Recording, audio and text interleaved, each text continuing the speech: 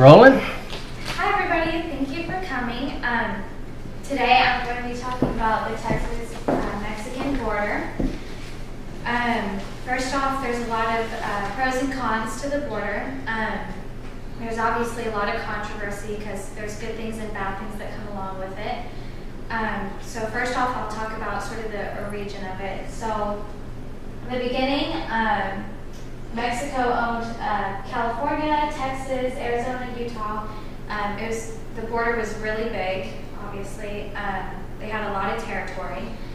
Then Texas declared its independence in 1836, and after that they had the Mexican-American War, and after the war there was the Treaty of Guadalupe Hidalgo, which basically made Mexico lose most of its territory.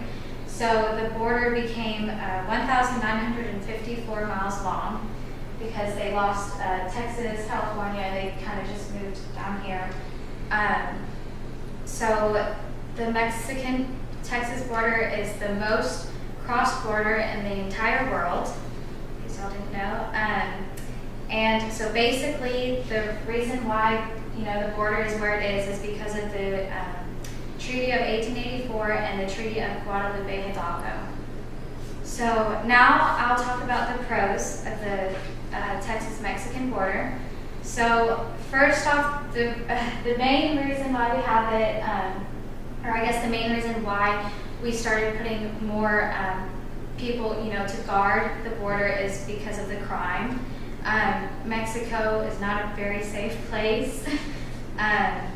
They have the cartels, a lot of drugs, a lot of violence, and so that's the reason why the government started paying more attention, and they started putting guards there to make sure no one was smuggling in drugs or illegal aliens were coming over.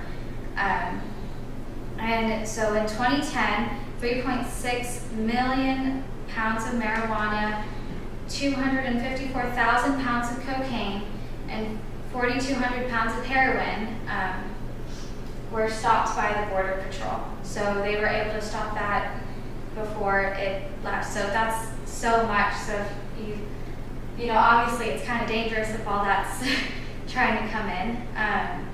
So also another thing is the reason why it's good to have the border is because when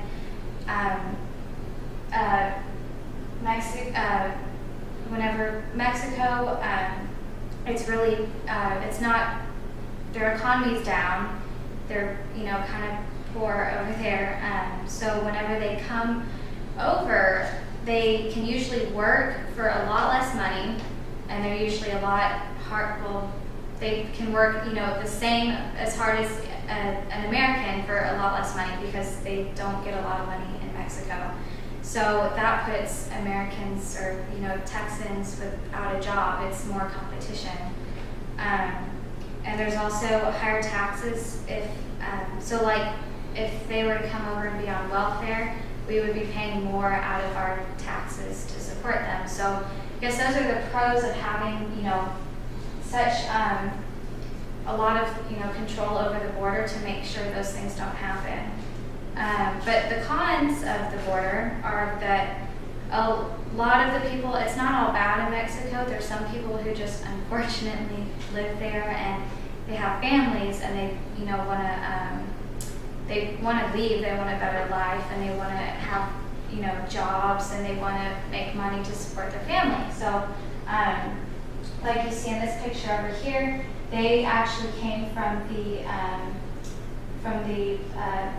one of the rivers, I guess. They came over, and there's parents with all, they're a bunch of children, and they were trying to come, or they said that they were trying to come over so that their kids could have a better life.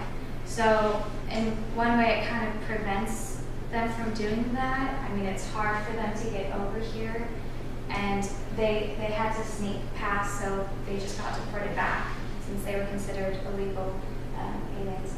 And then also the danger of crossing, that's, a lot of people are killed who try to cross, maybe some innocent people who just want to come over here, like with their kids.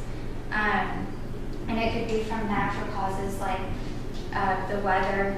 Maybe it was super hot, they didn't have any water, and they were coming over here, and it was too long of a walk for them, so they died of dehydration. Or even sometimes they come by water, and a kid could accidentally drown, or anyone could drown if they don't know how to swim. That's their only way to get across the border. So also there's a lot of different ways to travel over illegally. You could go by, a lot of them go on like rafts like these in the water.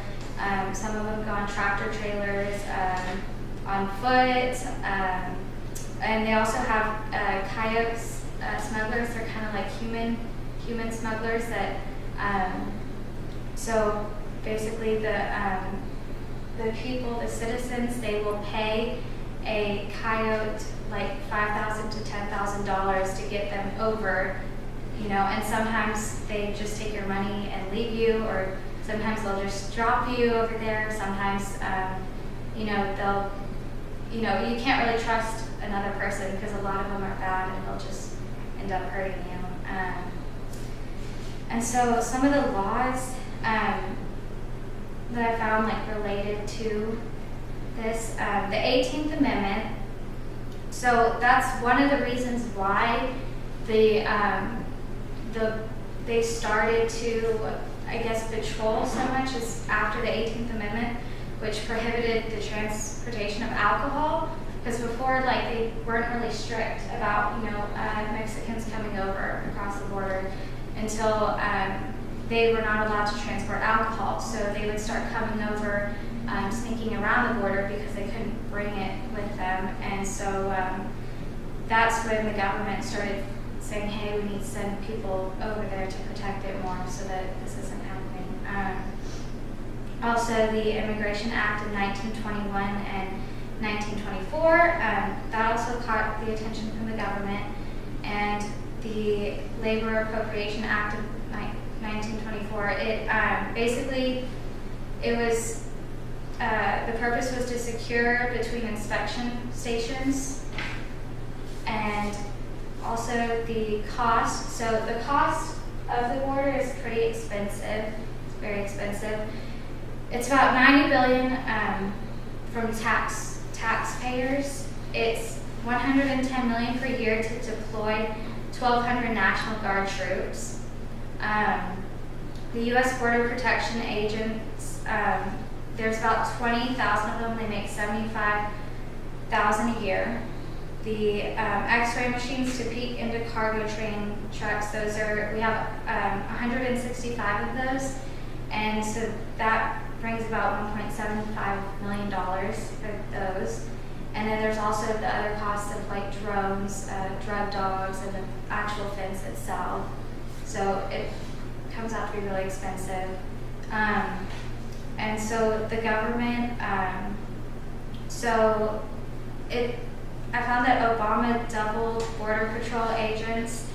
More than 2,200 Border Patrol agents are on the border, and that's a 700% increase since 9/11.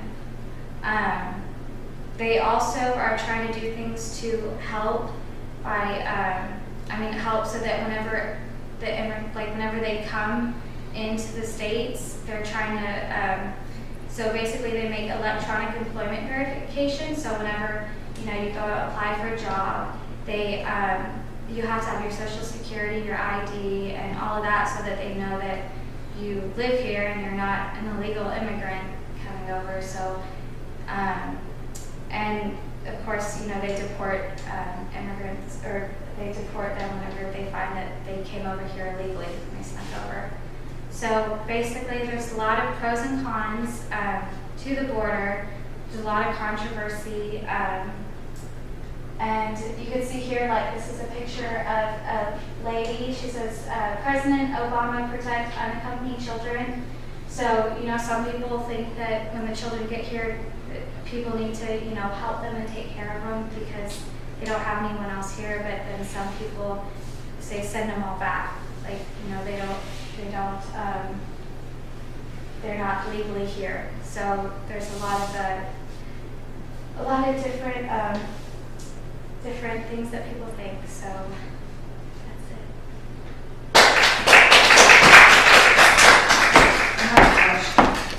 What's the little man in the middle? Well, Oh, that's dope.